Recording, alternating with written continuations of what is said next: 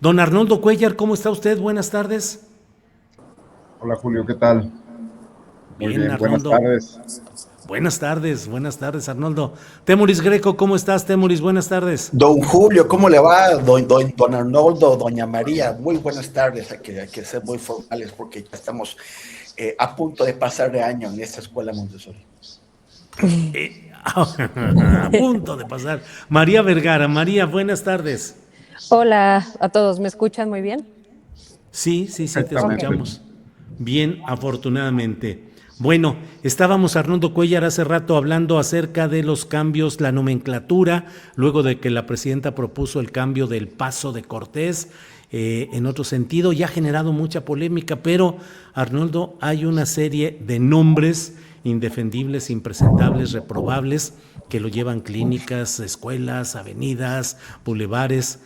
¿Qué opinas de este tema o te parece que es un tema secundario, acaso poco trascendente a la luz de los grandes problemas que se están viviendo, Arnoldo? Bueno, antes que nada decirles que está cayendo aquí una tormenta eléctrica y que espero que eso no me cause problemas, por lo menos que no haya meta mucho ruido, si no se mantiene la conexión bien. No, Julio, me parece que es un tema pues, de memoria, ¿no? De la memoria de un país y que pues, esto es de la mayor relevancia. Digo, no tiene por qué sustituir a otros debates y a otras polémicas que se encuentran en la realidad con cosas más tangibles. Pero me llama la atención pues que la presidenta lo haga en el marco de esta polémica por el tema de la conquista, de la disputa histórica con los españoles, con lo que ya parecía un poco superado, el tema del paso de Cortés. No sé si vamos a defenestrar totalmente esa parte de la historia, ocurrió como ocurrió, es revisable, hay textos al respecto, hay biografías muy claras del papel de Cortés, de todo lo que hizo pues, en ese ánimo expansionista y atrabiliario y disfrazado además o con el pretexto de la expansión del catolicismo, pero me parece que no es la manera, porque tendríamos que revisar un montón de cosas. Yo le encuentro mucho sentido a que en un país se revise pues lo que ocurrió, digamos, no sé, en ese siglo, una dictadura, leyes de memoria histórica que sí retomen el papel, pues en el franquismo, por ejemplo, con la llegada de la democracia, que no de la república, lamentablemente, pero irnos a disputar asuntos con varios siglos de distancia, pues sería una tarea de titanes. Yo creo que ahí sí no tendríamos, digo, manera de, porque no sería nomás Cortés, serían un montón de cosas, ¿no? Y luego, ¿qué vamos a revisar? Pues liberales y conservadores, bueno, el papel de Iturbide, etcétera. El debate dejado a los historiadores con este concepto de que la historia es un campo de batalla es perfecto y se vale y está presente pues cada vez que hay reuniones académicas. Espero que esté presente, ¿no? Eh, pero traerlo a la arena de la política, donde pues, hay demasiadas disputas muy claras, unas muy concretas sobre el futuro próximo, sobre el crecimiento de fuerzas políticas que sí pretenden regresiones, me parecería que contribuiría más a ensombrecer, a ensuciar, cuando deberíamos estar debatiendo cosas muy concretas, ¿no? Que es, bueno, aumento de los ingresos de la gente, impuestos a los ricos, las empresas respetando derechos laborales, etcétera. ¿Para qué irnos a nivel de una figura como es la presidenta de la República, que me imagino que tiene muchas preocupaciones en la cabeza, traer ese debate? Ahora lo que tú mencionas, pues es tarea de romanos, ¿no? Porque vamos a revisar a los presidentes de la era priista, pero también a los gobernadores y luego a los panistas, etcétera, pues yo creo que ahí tendríamos que tener una especie de tregua, ¿no? Y además el cartero se va a confundir cuando, digo, ya no hay mucho, más bien los de Amazon o los de DHL, pero no sé la utilidad de esto, está sabroso como debate, pero creo que debería quedar ahí ya nada más, ¿no? Bien, gracias. Temuris Greco, Temuris, ¿nos faltan héroes para nomenclatura de las calles o nos sobran villanos a los cuales desde el poder se les colocaron los nombres en esta nomenclatura urbana de todo el país. Temoris. Yo creo que no nos faltan héroes, hombres y mujeres, sino sobran villanos y también villanas. Pero yo sí creo que hay un sentido en esto. O sea, estamos hablando de la memoria, de la reivindicación de los vencidos y las vencidas, y también de la disputa por la narrativa que sigue vigente. O sea, seguimos teniendo un sector de intelectuales, sobre todo aquellos que se beneficiaron, que fueron de esta creación que hizo Carlos Salinas de Gortari, que dividió la intelectualidad mexicana entre nexos y letras libres. Bueno, pues el sector de letras libres sigue reivindicando el pasado de los invasores.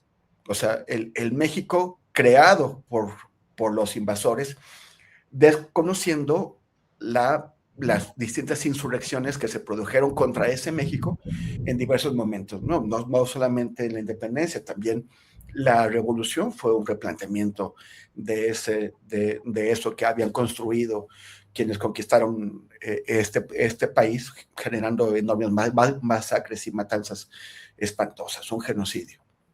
Entonces, o sea, a mí me gustaría que se consultara a la gente que vive en las cercanías del Paso de Cortés, las comunidades más próximas, para ver cómo sienten que se llame Paso de Cortés y que se le cambie, porque son las personas que fueron directamente afectadas cuando esa caravana de españoles y sus aliados cruzaron ese punto, pues lo hicieron a su estilo, que fue masacrando gente, robando, violando, destruyendo comunidades, ¿no? Entonces, quienes están ahí, probablemente, habría que verificar, pero son los herederos de quienes fueron aplastados en aquel momento.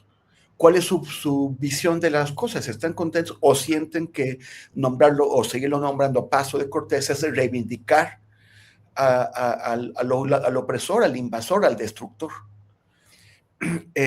Fuera de eso, se dice que la historia la escriben los vencedores, pero la historia no es intocable, no es inamovible, y eso se ha visto en muchos lados. Hay muchos países que fueron colonizados, como India, como Tanzania, o otros que han cambiado los nombres que dejaron los colonizadores, y han puesto nombres antiguos o han renombrado los lugares, las ciudades, las montañas, de una forma en que consideran más próximas sus culturas. La propia España tiene esta disputa porque muchos de los nombres y de los monumentos que fueron dejados ahí por los asesinos, por la gente que masacró al pueblo español con el franquismo, y están en un proceso muy largo, muy doloroso, que ha generado muchos debates, pero que hay una parte de la sociedad que considera que es importante hacer de eliminar esos restos de la dictadura y darles otros nuevos nombres. Y nosotros también podemos entrar en ese proceso. O sea, realmente, por ejemplo, lo de Pedro de Alvarado me parece especialmente ofensivo.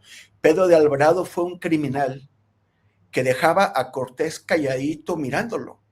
O sea, Cortés tenía que controlar a de Alvarado. ¿Por qué debíamos tener una calle con ese nombre? O sea, eso sí y ahí sí nos toca directamente a quienes vivimos cerca de la zona de la calle que antes se llamaba Pedro de Alvarado.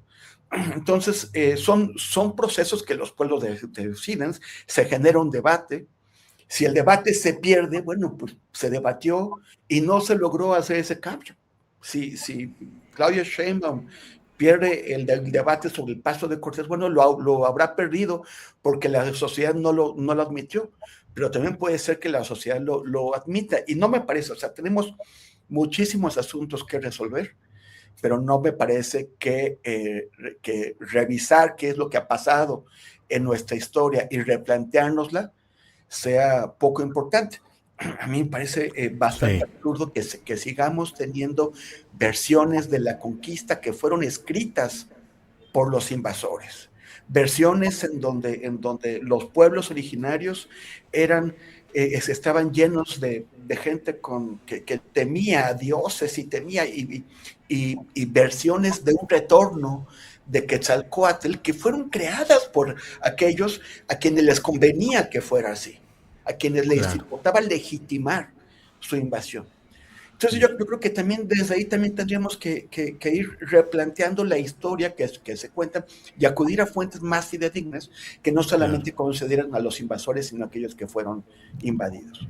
Bien, Temoris, gracias. María Vergara. María, ¿tiene sentido una batalla por la percepción social y política e ideológica a partir de la nomenclatura urbana o es una especie de degustación extemporánea, María Vergara?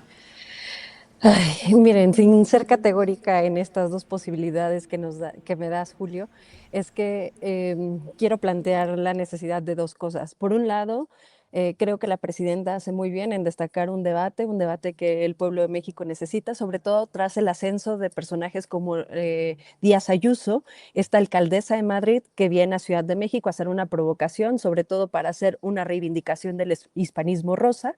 Un hispanismo rosa que muchos analistas políticos que los jóvenes están escuchando reivindican sobre el imperio español. Y creo que es importante mencionar esto de... esto hay que ponerlo en el contexto, ¿no? No creo que la presidenta se esté peleando con la historia, por supuesto que no. Creo que la presidenta está señalando un posible conflicto con estos nuevos líderes que además reivindican a los conquistadores, reivindican el papel del imperio, el papel de los reyes, y creo que ahí hay algo importante. Que hay que destacar. Ese es el contexto actual de la derecha internacional. Pero por otro lado, Julio, también me parece que es muy peligroso porque México ha olvidado, y algo que analistas como Yasnaya Gil Aguilar menciona en distintos textos, es que México es una nación artificial. ¿Y a qué nos referimos? O sea, yo ahí tengo un comentario que sé que no va a gustar a mucha gente. Bueno, Claudia Sheinbaum ha hecho pedirle disculpas permanentemente a la monarquía española, pero bueno, Felipe VI, yo quisiera destacar algo que sé que no va a gustar. Felipe VI habla por lo menos catalán, que es una lengua minoritaria, y conoce el euskera. En México tenemos un problema porque la mayoría de nuestros presidentes cuando hablan, aún teniendo 68 lenguas indígenas, la mayoría de nuestros presidentes ni siquiera hablan náhuatl. Tenemos un problema. Y no solo es la presencia de las lenguas indígenas, Julio, que van a desaparecer. Está asociado, yo como bióloga, que la presencia de lenguas indígenas tiene una correlación directa con la conservación de ecosistemas naturales y la preservación cultural. Yasnaya destaca inclusive que la pérdida de esas culturas en este momento en México es un tema grave. ¿De qué pasamos del 60 al 80% durante la colonia de hablar lenguas indígenas a tener en México hoy un 6.2% de hablantes de lenguas indígenas? ¿De qué implica esto? Una pérdida cultural de diversidad, pero también una pérdida de este campo cognitivo que te permite aprender 2 o 3 lenguas. Entonces, yo creo que el tema con la presidenta es que yo quisiera preguntarle honestamente si el tema de reivindicar el nombre o la pelea la entiendo en el contexto internacional con esta Díaz Ayuso y estas provocaciones de alcaldesas internacionales, pero también que nos tiene que implicar un debate del Estado que construimos, un Estado unificador que ha eliminado completamente a los grupos indígenas en este país y que creo que tendríamos que empezar a hablar de que las lenguas minoritarias importan y que hoy el prestigio social de hablar náhuatl, zapoteco, mixteco no existe en México. No tenemos ciudades rotuladas en sus lenguas indígenas, no tenemos, por ejemplo,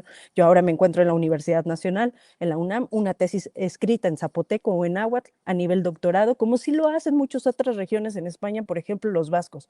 En la Universidad del País Vasco nosotros nos podemos encontrar con tesis escritas de doctorado en euskera, y también en Cataluña. Entonces, esto tendría que pasar de manera natural en México, sí por la preservación cultural, pero también como una reivindicación de un Estado que acepta las mayorías, que acepta la diversidad y que este Estado está conformado por múltiples naciones, naciones indígenas. Que tendría que ver mucho con el debate, por ejemplo, perdón Julio, y ahí hago uso de lo que la presidenta había hecho mencionar sobre los pueblos indígenas, sobre que se han hecho sujetos de derecho. Este Estado no reconocía hasta hace poco ni siquiera la tenencia de la tierra de los pueblos indígenas, y que les digo, no es cosa menor hablando en términos ambientales, porque son esas comunidades donde se sabe, hoy en el 28% de las comunidades en el mundo preservan mejor las áreas naturales que cualquier otra persona. Entonces es importante destacarlo porque no me parece cosa menor en el debate, ya sea en términos culturales, ambientales e incluso políticos. Bien, gracias María. Arnoldo Cuellar, el Partido Acción Nacional, a través de su dirigente Jorge Romero, de una figura relevante en ellos como es Kenia López Rabadán, hablan de la necesidad de que se establezca el derecho de réplica también en la conferencia presidencial matutina conocida como La Mañanera. Yo escribo hoy en la columna Astillero algo al respecto y digo, pues que en realidad ese derecho existe ya en el artículo 6º constitucional y tiene una ley reglamentaria. Y tan se ha aplicado que la propia Xóchitl Gálvez, por allá de 2023, inició un juicio pidiendo una suspensión, el amparo de la justicia federal y exigiendo su derecho de réplica luego que el entonces presidente López Obrador dijo en una mañanera que ella, Xóchitl, había pedido que se cancelaran las pensiones para las personas de la tercera edad. Ganó Xóchitl Gálvez ahí, el juez le dijo que tenía razón y que podía ir, debía ir a la conferencia mañana de prensa, no le abrieron las puertas, empezó la campaña presidencial ahí, creyeron que había la opción salvadora de la oposición con Xóchitl, esa es otra historia, pero lo ganaron y como diría el perro Bermúdez, la tuvieron, la perdieron y la dejaron ir porque no insistieron jamás después de eso. ¿Qué opinas a fin de cuentas sobre esta solicitud panista, Arnoldo?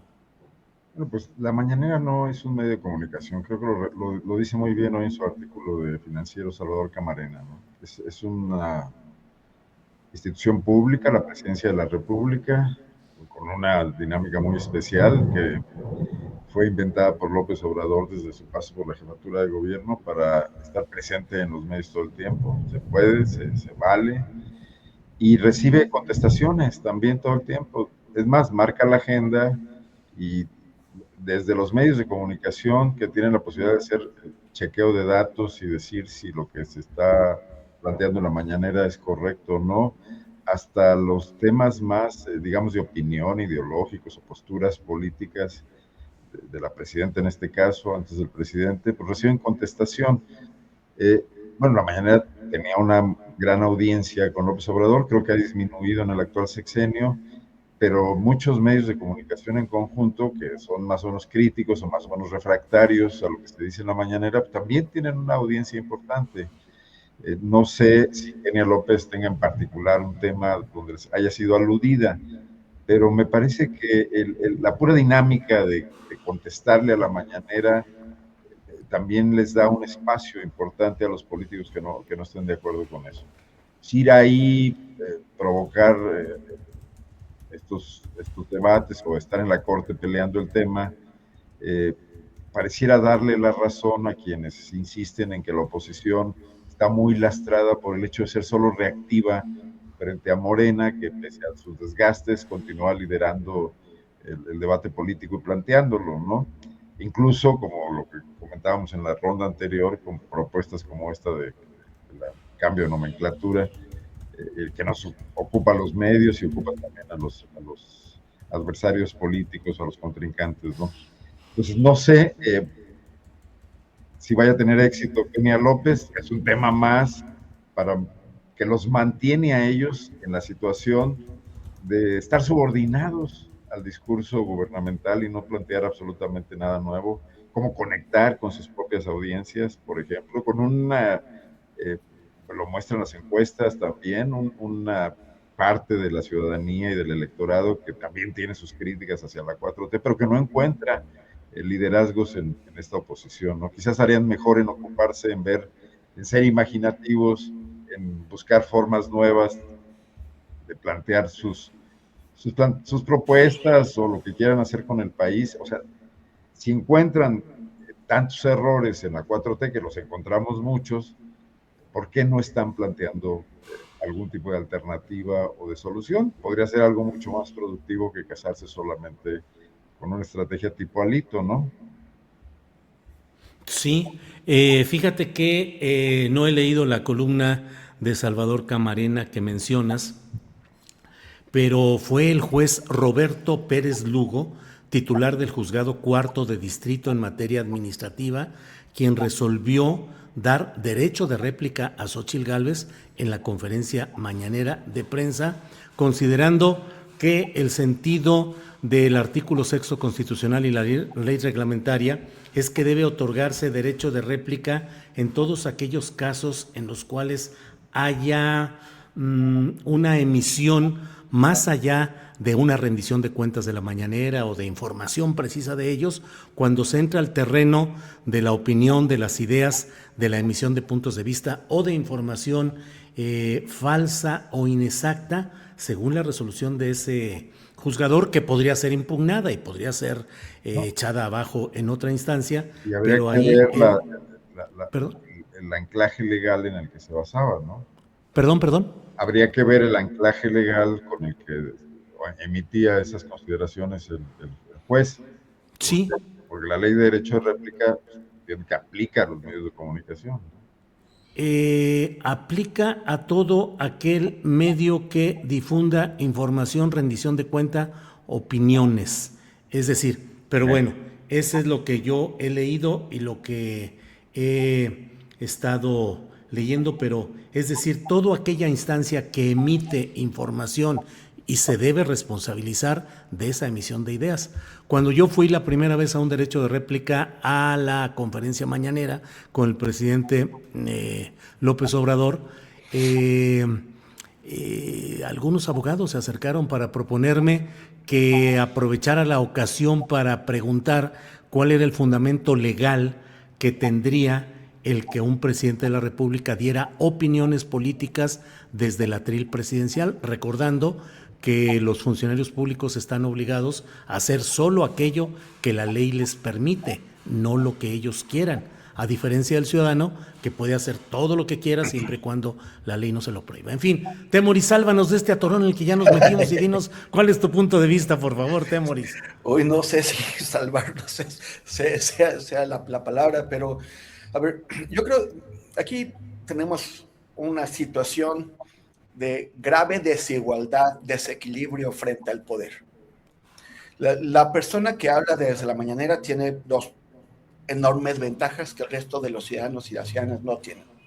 Uno, el peso de la investidura presidencial. Y que además esto genera no solamente poder, sino una responsabilidad ante el pueblo, ante la ciudadanía.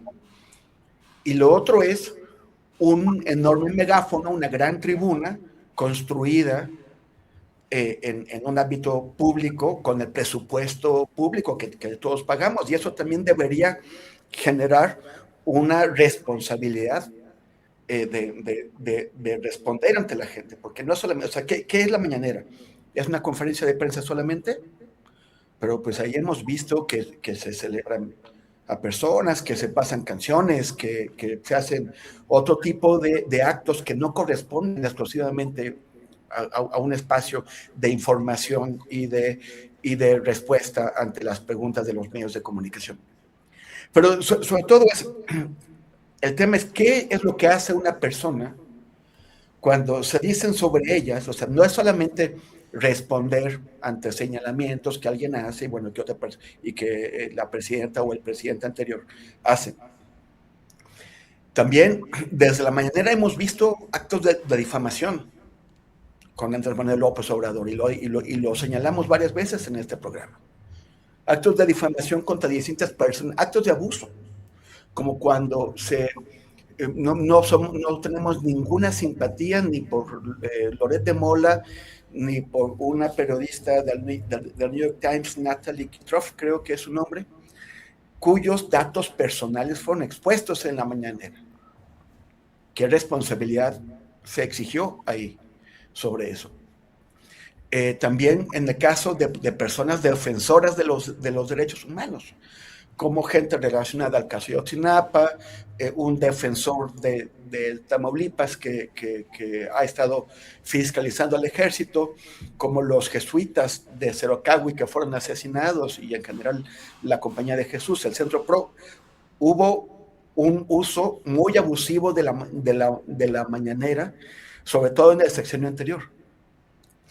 ¿Qué defensa tienen las personas, las ciudadanas, ante el poder que de esta forma abusa de algo que nosotros estamos pagando con nuestros impuestos? Debe haber algún tipo de defensa. Si a Xóchitl Gálvez le dieron el derecho de réplica y se lo negaron, pues ¿por qué se lo negaron? O sea, no es su culpa que no le hayan permitido ejercer la orden emitida por un juez.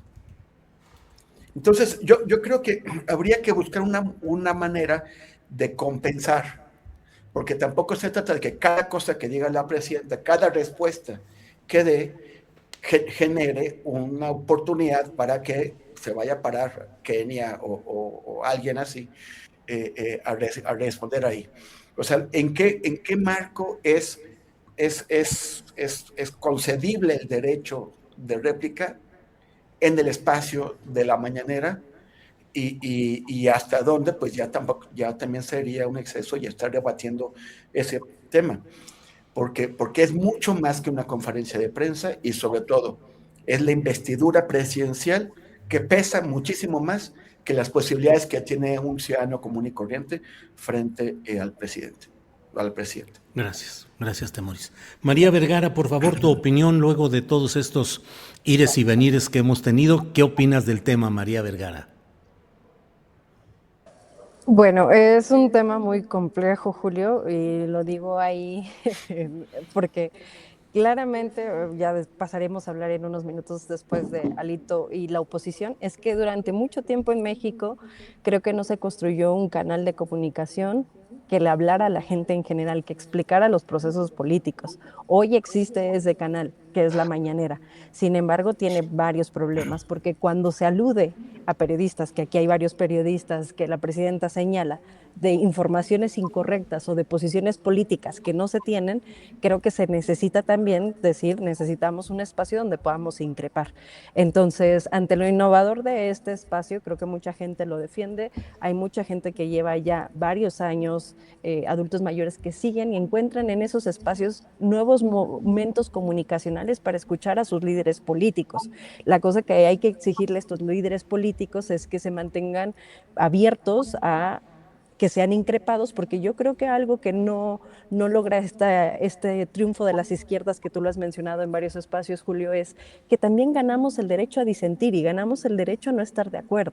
Y pareciera que muchas cosas que suceden en la mañanera tendrían que ser solamente para apoyar las posiciones de la presidenta, lo cual borra todo este panorama de opiniones que son necesarias hacer al interior del país y también al exterior, porque mucha gente que hacemos militancia necesitamos esos espacios que no tenemos cuando no tenemos una escucha activa, sobre todo de quien nos gobierna, y que creo que la mañanera está en un momento de debate de si queremos que nos digan solamente lo que la presidenta y al partido en el poder le conviene, pues es que eso ya lo vivimos, y eso lo vivimos durante el priismo, donde tenía las muchas, no quiero decir cientos porque solo eran 2 televisoras, donde tenía las televisoras a su disposición para construir el mensaje presidencial y toda la lógica detrás de ello. Y ahora lo que estamos pidiendo es que en esos espacios no se conviertan en lo que hicieron muchas de esas televisoras, porque sabemos hoy que el gran poder que tienen las mañaneras es de construir agenda política y que eso implica una responsabilidad, como bien menciona Temoris.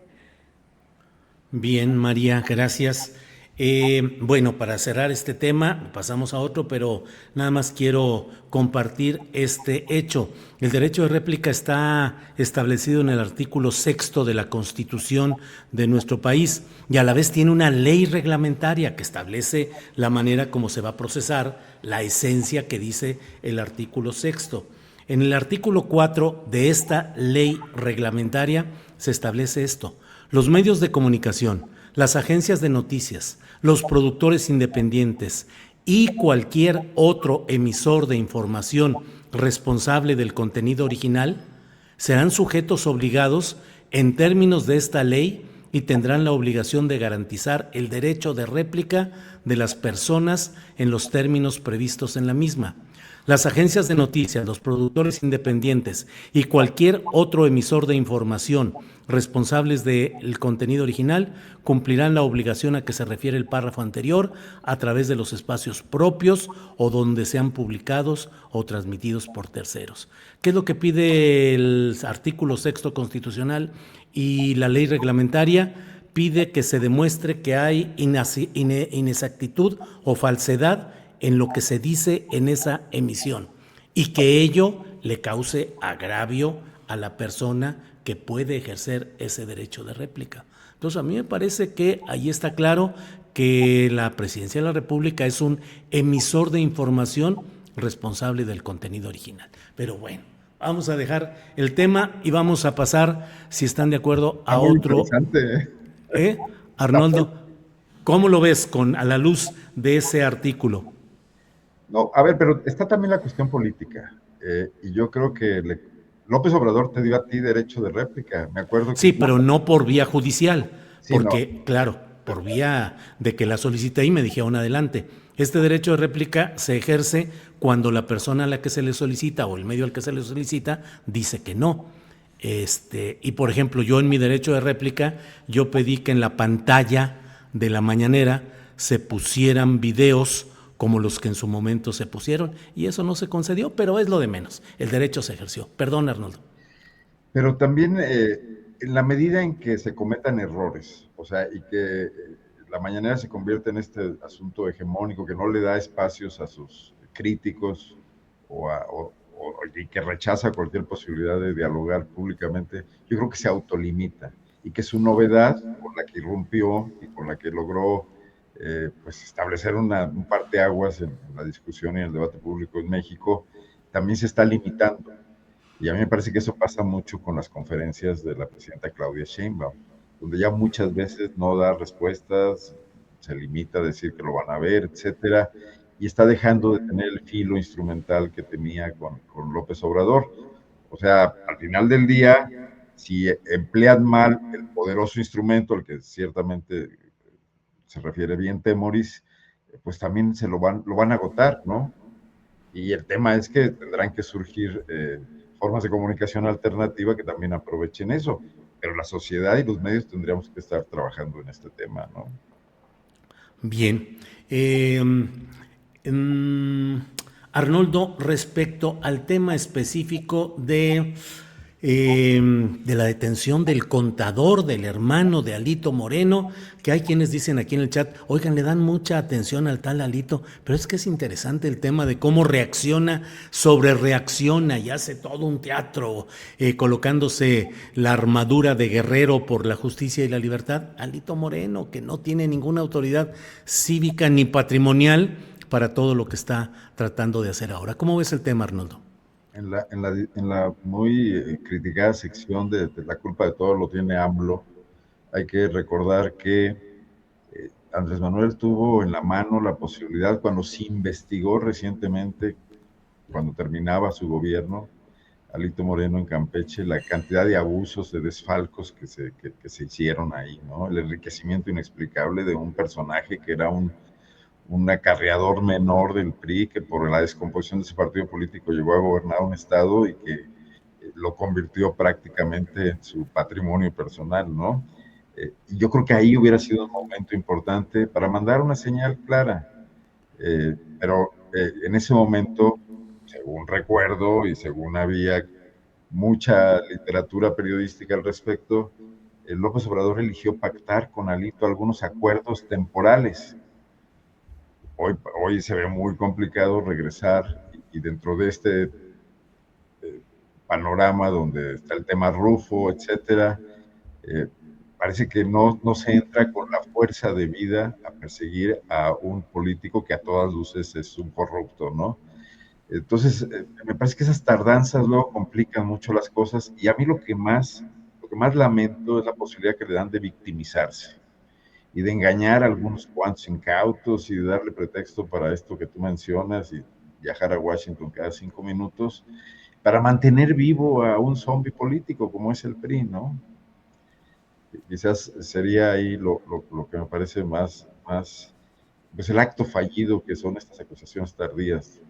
y que además empezar por el contador. Yo creo que hay elementos para empezar directamente por él, ¿no? Claro. Bien, Arnoldo. Temoris, ¿qué opinas del tema menor de Alito Moreno? Pero yo creo que Ya nomás un interesante. agregado rápido. Yo había dicho aquí que me da mucha envidia cómo en España unas cuantas joyas y un viaje y una mordida que no es nada comparado con la riqueza de los políticos mexicanos, da lugar a llevar a un expresidente a juicio, independientemente de lo que pensemos y del embate del Poder Judicial que está cooptado por la derecha española. Pero es que en México tenemos comaladas de millonarios antes del 2000, después del 2000, con la llegada del PAN, con la llegada de Morena, y no pasa nada. Bien, Arnoldo. Temoris, ¿qué opinas sobre el tema Alito Moreno y su cruzada contra la injusticia y la corrupción? Sí. Bueno, primero que no es el dirigente de un partido político, ¿no? Es el gerente y dueño de una gran administradora de bienes raíces, una administradora de bienes raíces riquísima. Todo el patrimonio del PRI tiene más terrenos y más casas y más vehículos que militantes ese partido.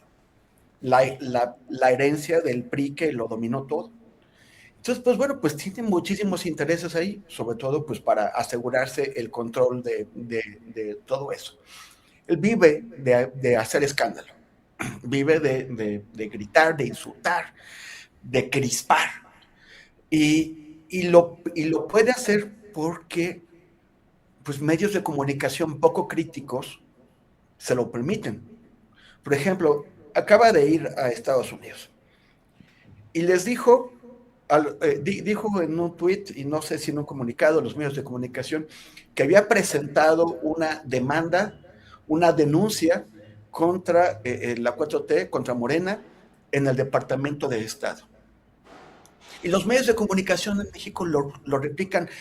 Alito Moreno presentó una denuncia contra Morena en el Departamento de Estado, sin preguntarse, ¿desde cuándo el Departamento de Estado tiene una ventanilla para denunciar a partidos políticos de otros países?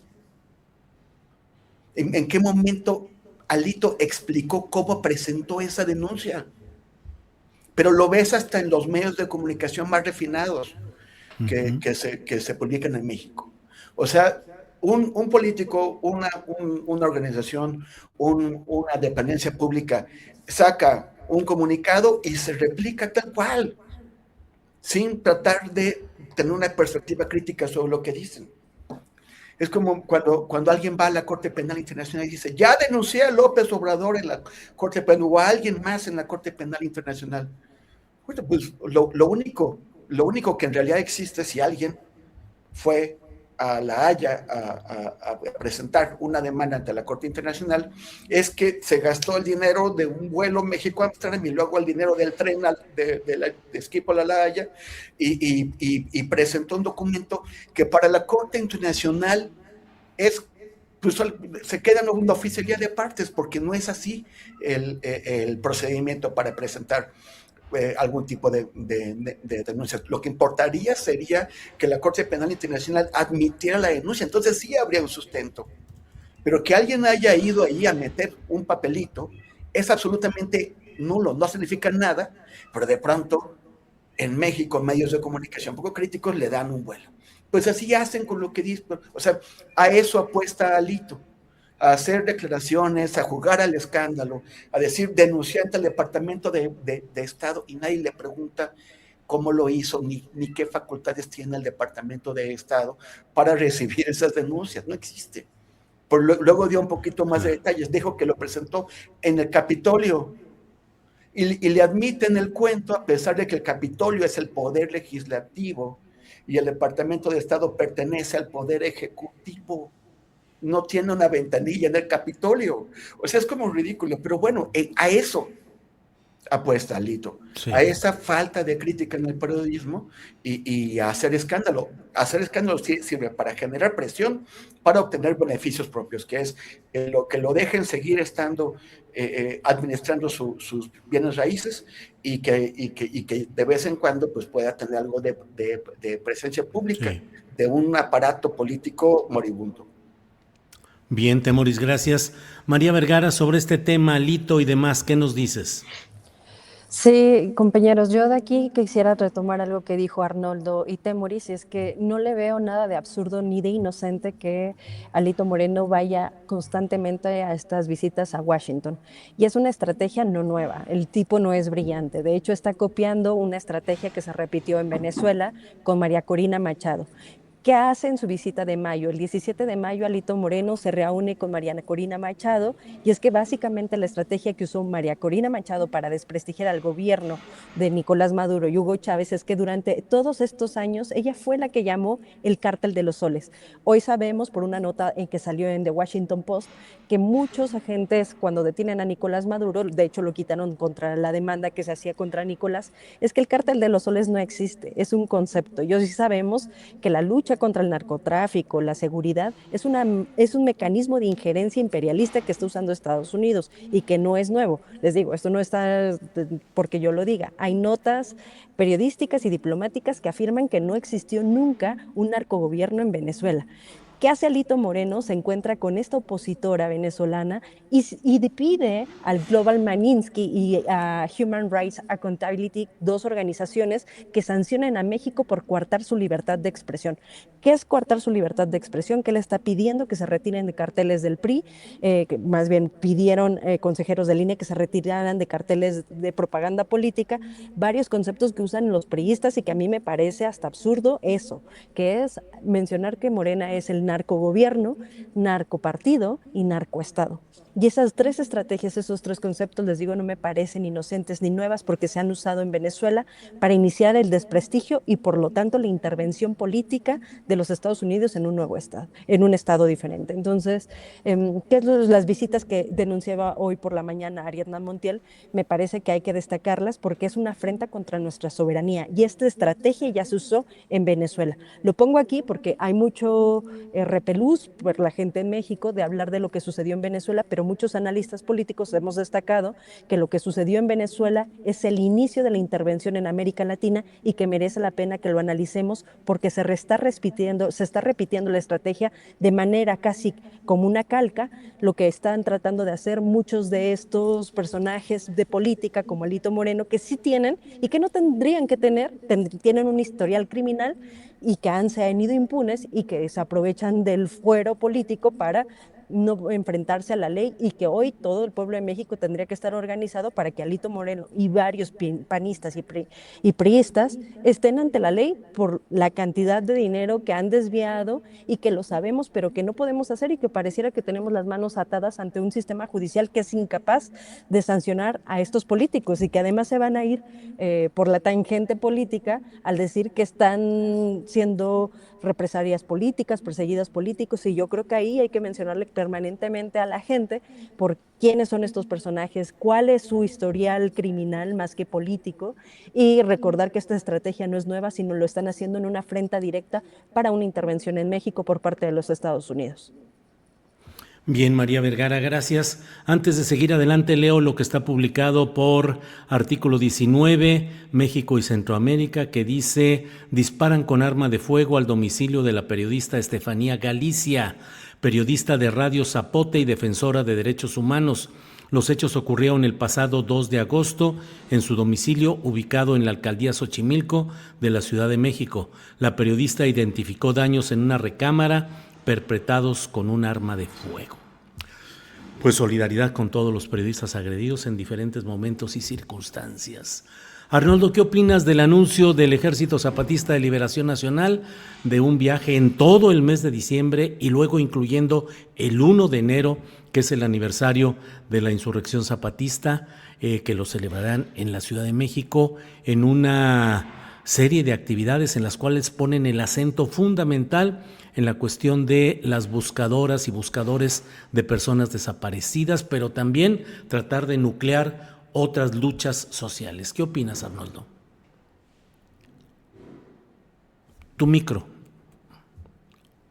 Si me permite hacer un comentario breve sobre lo que decía María, porque sin duda esa estrategia norteamericana existe, pero creo que la gente que ellos elegirían en México no es precisamente Alito Moreno.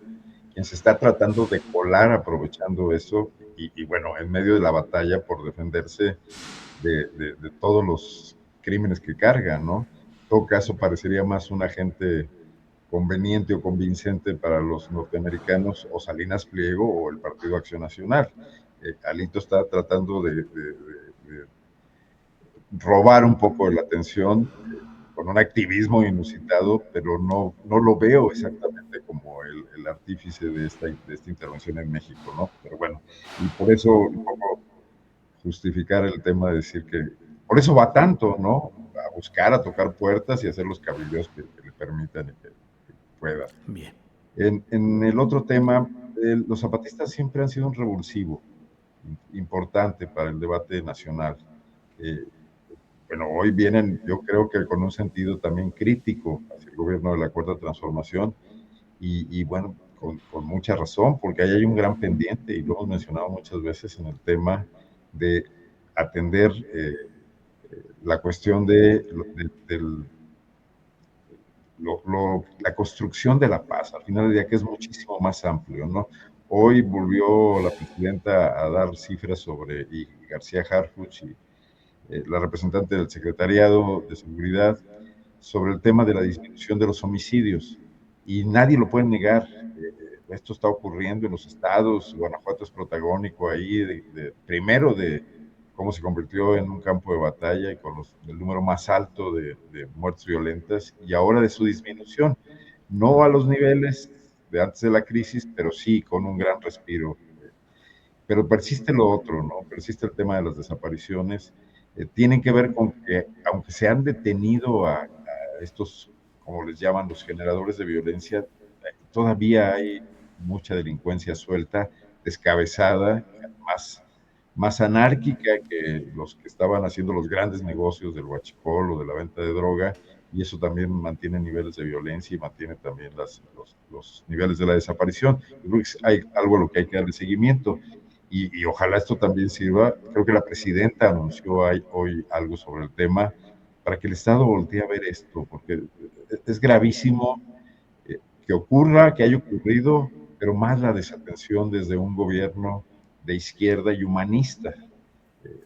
Entonces, si no se apuran, yo creo que va a ser un gran pretexto para que en torno al zapatismo se escuchen otras voces críticas y esa izquierda social que a veces está muy poco, hay demasiada o es muy escasa la interlocución con el gobierno, ¿no?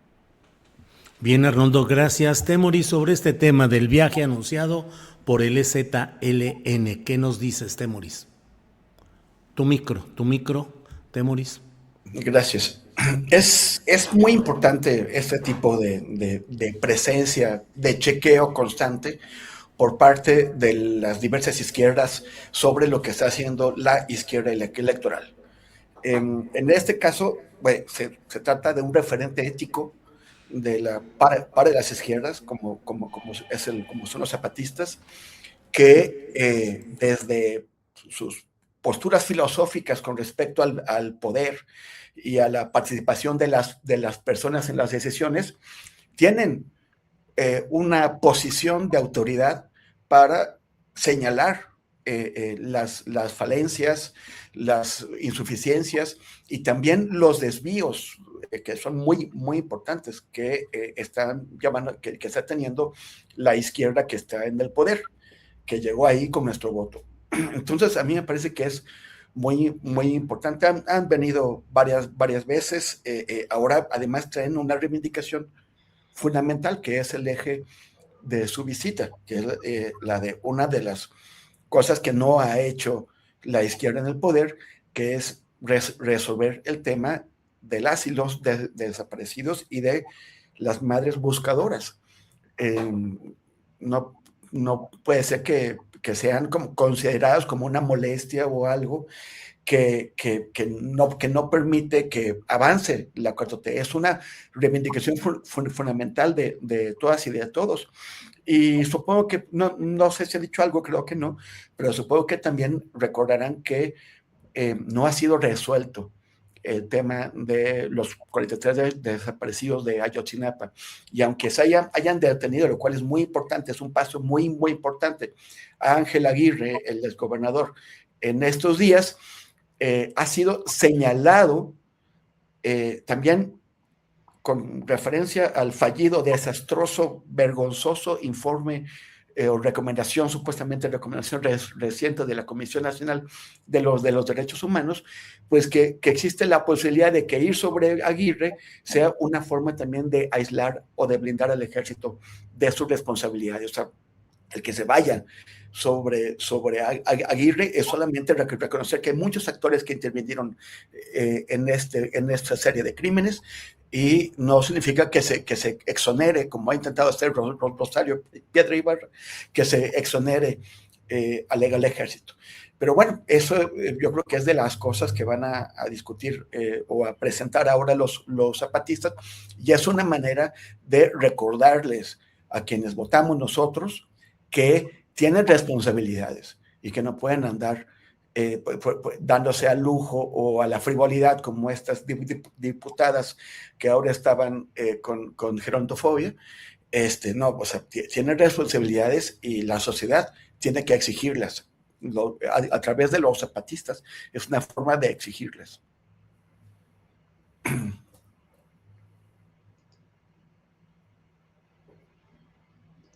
Ahora eres tú, Julio, que tiene apagado el micrófono. Aquí estamos en duelo de a ver quién tapa más veces el micrófono. Bueno, María, ¿qué opinas de este viaje del EZLN? Sí, creo que va a ser muy interesante, Julio, y yo creo que hay una cosa que pasa con Morena, y es que los debates que la izquierda no afronta los capitaliza otras fuerzas políticas. ¿Qué es lo que se intentó hacer hace unos meses? Se trató de decir que las madres buscadoras eran desestabilizadoras y estaban siendo financiadas por no sé quién, cosa que no era verdad. Se deslegitima completamente la causa por la que ellas se están movilizando, y que es una crisis que se llama crisis forense. Los compañeros que acá me ven, yo soy bióloga, pero un buen rato he estado haciendo nota roja, y una de las cosas que están escritas en un artículo que les compartiré es que el 60% de los cuerpos que se encuentran en los CEMEFOS no están identificados. Y no es que hayan sucedido en los sexenios del panismo, que es verdad, los desaparecidos no inician con López Obrador ni Claudia Sheinbaum, pero que sí nos enseñan una serie de cosas en donde tenemos cuerpos sin restituírseles su identidad. Y me parece que en México hay una cosa, sobre todo mencionando este tema de la nota roja, que lo quiero destacar acá. En México, y fue muy discutido y lo puse aquí como parte de una investigación, a la gente le indigna profundamente que se muestren las imágenes de las personas que han muerto, y hay cantidad de periódicos que se dedican. Sin embargo, tienen una función social. Es que muchas familias es la única manera de saber qué fue y dónde la última vez de su familiar desaparecido. Entonces, ahí los periodistas de Nota Roja están cumpliendo una función que le correspondería al Estado y que está muy documentada actualmente. Entonces, ante esta crisis forense, ante esta crisis de restitución de la identidad, me parece que es importante que los zapatistas sean quienes estén dándole apoyo a las madres buscadoras, y que no sea una fuerza política de derecha, sino que sean ellos los que estén hablando, que actualmente son las que lo mencionaron como la principal fuerza política motora que existe en México.